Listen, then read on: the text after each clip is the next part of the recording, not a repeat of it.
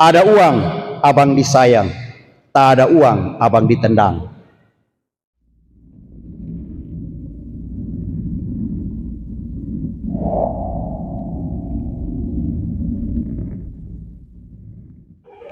Selamat pagi semua. Kabar baik? Mudah-mudahan hujan di pagi hari ini selalu mengalirkan kebaikan. Judul khotbah, jadilah garam dan terang dunia. Bapak dan mama, saudara-saudari, para suster, adik-adikku sekalian yang terkasih di dalam Kristus. Panggilan hidup Kristiani tidak lain adalah panggilan untuk selalu mengarahkan diri kita hanya kepada satu tujuan, yaitu kepada Tuhan.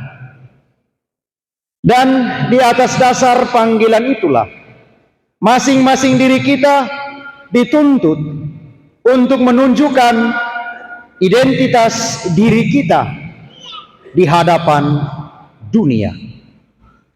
Maka di dalam bacaan-bacaan suci yang kita renungkan dan kita dengarkan pada hari Minggu biasa yang kelima pada hari ini, sebagaimana yang disabdakan Tuhan kepada kita sekalian, supaya kita harus menjadi garam dan terang dunia. Itu artinya masing-masing diri kita dituntut untuk menegaskan identitas hidup kita sebagai orang beriman Kristiani untuk menjadi garam dan terang dunia. Dan bagaimana kita menjadi garam dan terang dunia? Kita lihat bagaimana sifat dari kedua hal ini. Yang pertama, garam. Garam itu sifat yang paling pertama tidak lain adalah memurnikan. Kenapa memurnikan? Karena garam itu dibuat dari perpaduan antara matahari dengan air laut yang jernih. Maka garam itu tidak lain melambangkan kemurnian.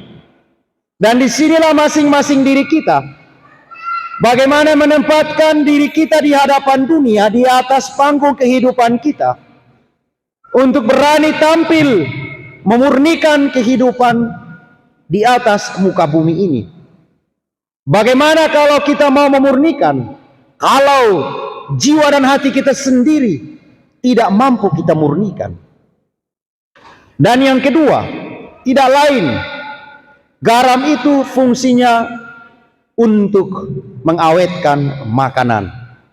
Dan yang ketiga, tidak lain adalah fungsinya untuk memberi rasa. Dan ini mama-mama yang paling tahu. Ya, kadang-kadang ada yang masak sayur garam berlebihan.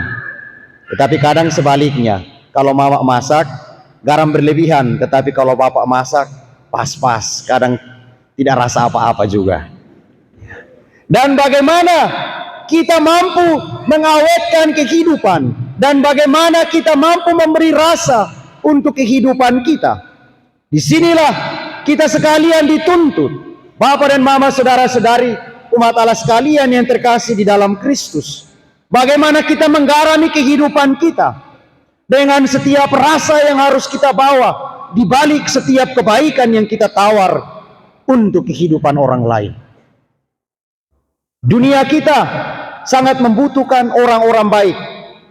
Dunia kita masih membutuhkan kebaikan yang terlahir dari hati orang-orang yang memiliki jiwa yang murni. Dan untuk itu, kita sekalian dituntut tidak sekedar menegaskan identitas hidup kita sebagai orang-orang beriman Kristiani hanya di dalam kata-kata, tetapi haruslah di dalam perbuatan. Sebagaimana yang dialami oleh Rasul Paulus ketika dia mewartakan tentang Yesus kepada jemaat di Korintus yang kita dengarkan di dalam bacaan kedua tadi. Setelah dia mengalami penolakan di Athena, ketika dia mewartakan tentang kebangkitan Kristus, dia pun menyadari bahwa ketika tampil di hadapan panggung dunia, dia mengandalkan kehidupan dunia, ternyata dia tidak memperoleh apa-apa. Dan justru ketika dia bersandar di dalam kekuatan Tuhan dan di dalam naungan Roh Kudus, disitulah dia memahami bahwa kekuatan Tuhan haruslah yang menjadi utama dan yang terutama di dalam seluruh perjalanan hidup kita. Bapak dan Mama, saudara-saudari, umat Allah sekalian yang terkasih di dalam Kristus. Yang kedua tidak lain adalah tentang terang. Terang itu hadir yang paling pertama supaya dilihat. Terang itu hadir pertama supaya dilihat. Kalau orang yang tersesat di tengah kegelapan malam, sudah pasti supaya bisa menunjukkan arah dan tujuannya, dia hanya membutuhkan setitik cahaya. Ketika dia melihat ada cahaya, sudah pasti dia tahu bahwa di sana ada kehidupan, di sana ada orang, dan dia sudah pasti tidak tersesat. Dan terang yang pertama itu tidak lain adalah tampil supaya dilihat. Dan bagaimana kita dituntut untuk menjadi terang supaya terang kita itu senantiasa dilihat. Dan inilah yang ingin saya katakan, bahwa ketika terang di balik setiap perbuatan baik untuk dilihat, ada dua kategori. Ada dua kategori. Bahwa setiap perbuatan baik itu harus kita tunjukkan, harus kita nyatakan, di dalamnya harus mengandung ada mutu. Tetapi tidak saja itu, tetapi juga harus memiliki daya tarik. Harus memiliki daya tarik. Tetapi sebaliknya, ada kebaikan yang tidak sekedar memiliki daya tarik dan menarik hati, tetapi justru sebaliknya, ada kebaikan yang menolak dan menyingkirkan orang lain. Dan sampai pada pilihan yang terakhir inilah sesungguhnya seringkali kita terjebak, bahwa ketika kita melakukan setiap perbuatan baik, masing-masing diri kita seringkali hanya tampil menonjolkan diri kita, dan kita melupakan bahwa di balik setiap kebaikan itu kebesaran Allah dan kemuliaan Allah yang harus kita wujud nyatakan di dalam setiap perbuatan baik. Apalagi di zaman sekarang ini ada begitu banyak tuntutan dan tidak bisa kita tolak. Ketika kita pergi membantu orang, tuntutan satu, harus ada fotonya. Ya, ini tidak bisa kita tolak. Sama-sama kita mengalami situasi yang sama. Beri bantuan harus ada foto. Foto dengan berbagai macam gaya.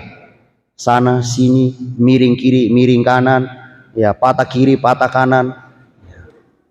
Tetapi yang ingin saya tegaskan, di tengah tuntutan zaman ini, jangan sekali-kali kita sebagai orang beriman Kristiani mengurangi niat baik dan intensi hati kita ketika kita tampil memberikan dan menawarkan kebaikan kepada orang lain.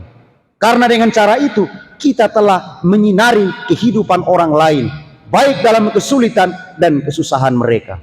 Ingatlah apa yang disabdakan Nabi Yesaya di dalam bacaan pertama, supaya kita membagi-bagikan roti kepada mereka yang lapar, supaya kita membawa mereka yang miskin ke rumah kita, supaya kita jangan menyendiri, supaya kita jangan menyembunyikan diri sendiri.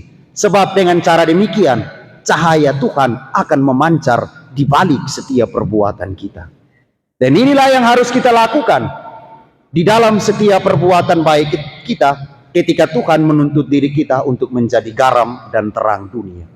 Dan yang berikut tidak lain, terang itu sebagai penuntun jalan. Terang itu sebagai penunjuk jalan bagi kita. Ya, terang itu sebagai penuntun dan penunjuk jalan bagi kita. Dan bagaimana kita harus menjadi penuntun? Itu artinya kita harus terlebih dahulu memperbaiki diri kita, supaya terang yang ada pada diri kita juga bisa memancar pada kehidupan orang lain, supaya orang bisa kita arahkan dan bisa kita tuntun untuk sampai pada terang yang kita miliki di balik setiap perbuatan baik kita. Bapak dan Mama, saudara-saudari, umat Allah sekalian yang terkasih di dalam Kristus. Satu ketika di dalam satu kelas, sebelum guru masuk, ada seseorang diminta untuk memimpin doa. Guru meminta dia karena memang ini anak ini paling kepala batu di dalam kelas. Paling pemalas, suka bolos, dan paling nakal. Setelah dia berdoa, teman-teman sekelasnya spontan mengatakan kepadanya demikian. Ketika kamu berdoa, wajahmu bercahaya. Ya, wajahmu sangat bercahaya. Dia balas bilang apa?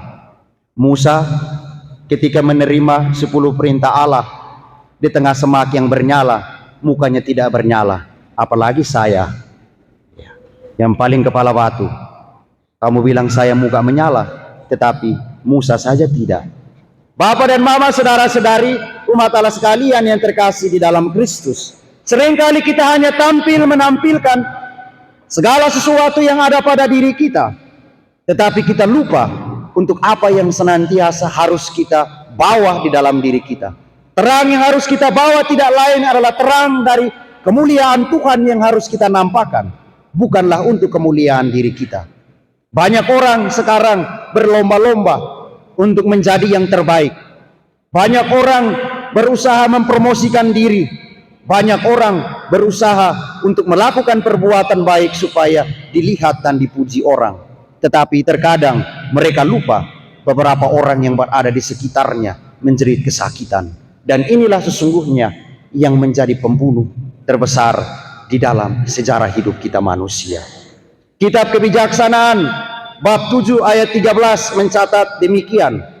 Bandingkan siang dan terang itu lebih unggul.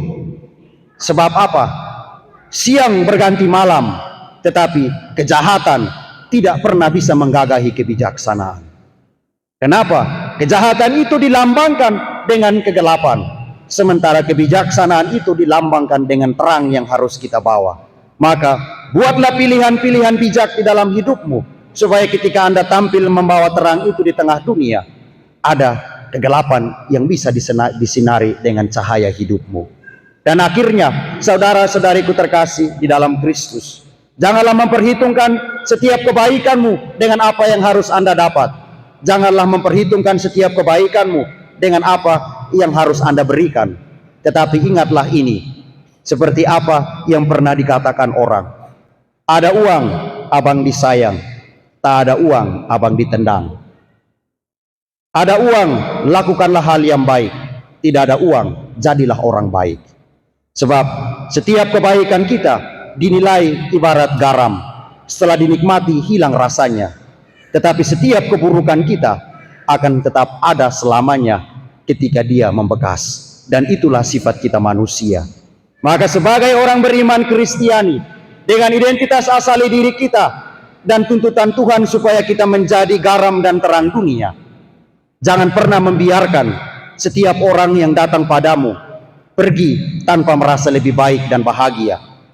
Dan jadikanlah hidupmu sebagai ungkapan dari kebaikan Tuhan. Kebaikan yang selalu ada pada wajahmu, kebaikan yang selalu ada pada matamu, kebaikan yang selalu ada pada hatimu di balik dadamu yang rapuh, kebaikan yang selalu ada pada senyum dan tawamu. Semoga Tuhan memberkati kita. Amin.